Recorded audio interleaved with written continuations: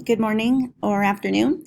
For those of you who are not with us today our lesson will be Unit 1, Day 5 in Canvas. And the main part of our class will deal with perspectives. You'll notice from this slide we will be doing 3 different things in class, discussing sources and writing down some different sources that we will use in this class this semester.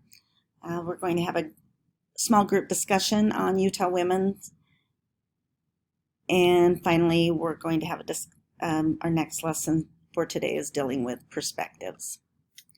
If you look at this source, this slide, you'll see there is a chart along with a link to like a quiz. And I just want to explain the difference between primary and secondary sources. So as you look at the chart, you can see that primary sources are firsthand.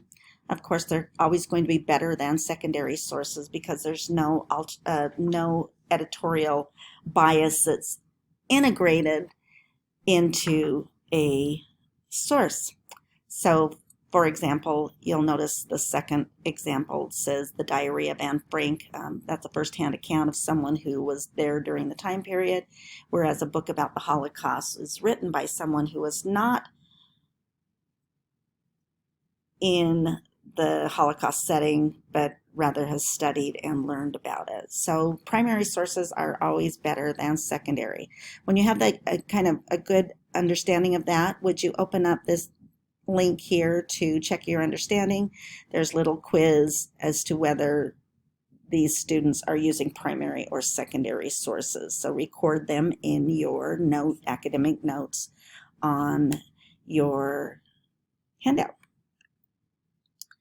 This next source is becoming more of a critical thinker of what we read. So there are certainly lots of different types of sources. You can see some that I've listed in this chart. And then an assessment as to whether the content is reliable information. So, for example, the survey gives us authentic data.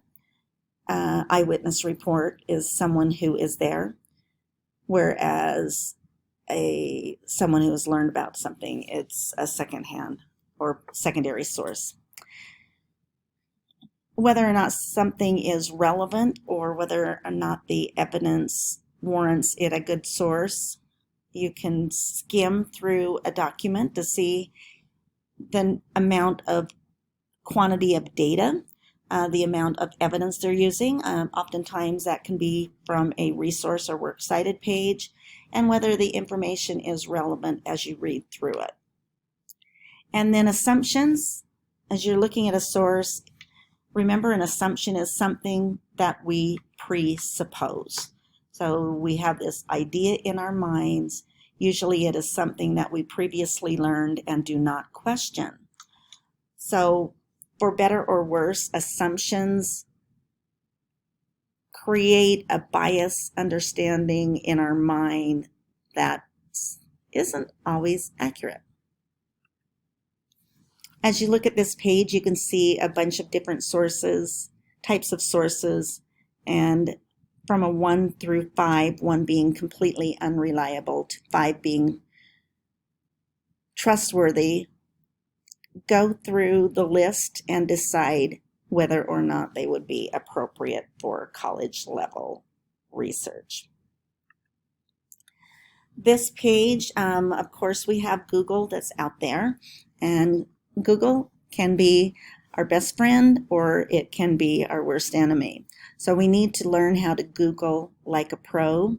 So if you click on the link here, it will take you to some activities. This activity was put together by used at BYU. So you will learn a little bit more about using the Google productively in this class. And it says on here, record 3 to 5 pieces of information you learn from each activity.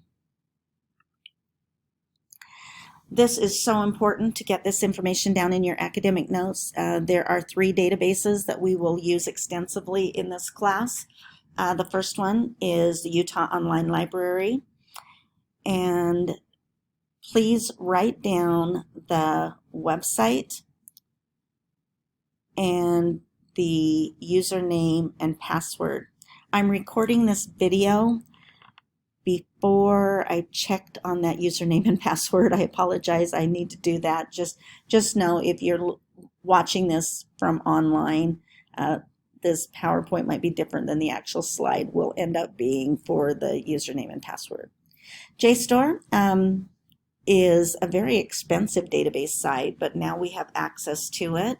And so by checking on that link, it takes you to the Harriman Library website. And once you get there, you can look for JSTOR and use that username and password to access that document.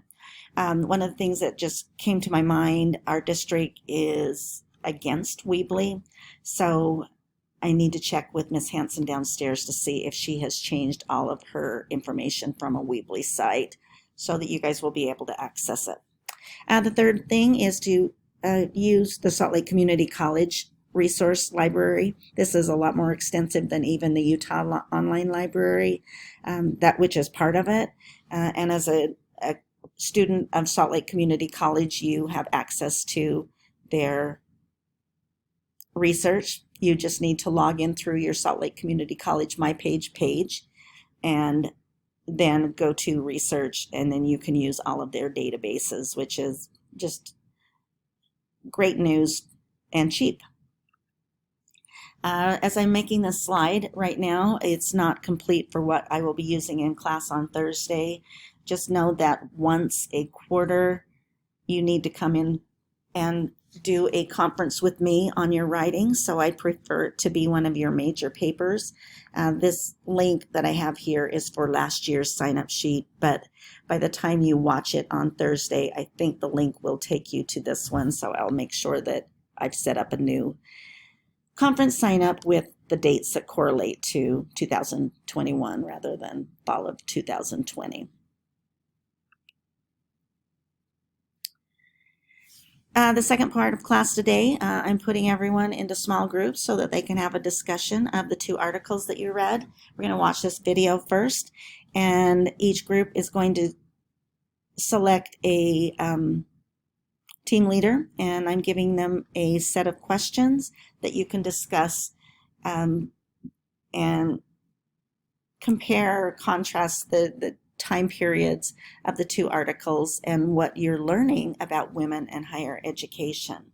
If you are not in class, I will put those questions as an additional resource in Canvas, today's Canvas lesson.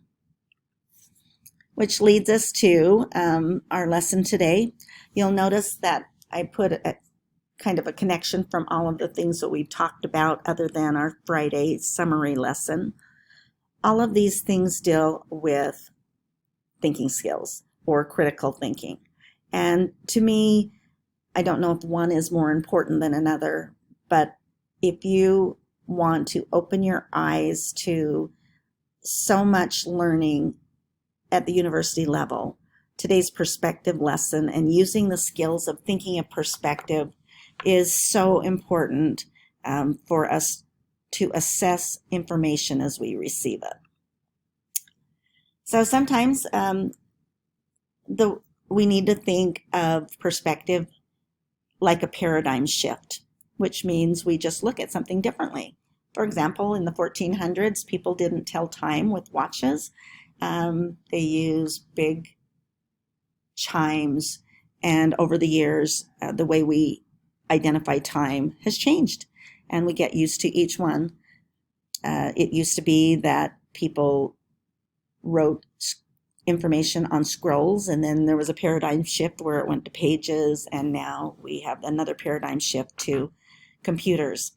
We have to keep up with the times, but even when we're looking at times, we can still turn around and look the other way and see a different perspective of any kind of social issue that we encounter, not only in this class, but in all of our university experiences.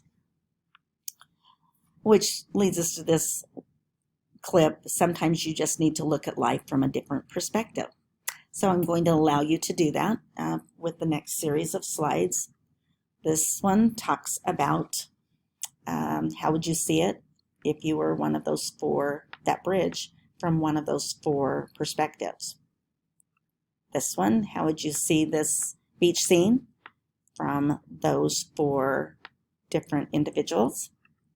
And this one, a mountainous scene. Which then leads us into perspectives and social issues. So what I've done for the last 3 years, if you'll notice here, I've taken kind of the news of the day, put it at the top, and then I found that story on each of 3 major news networks.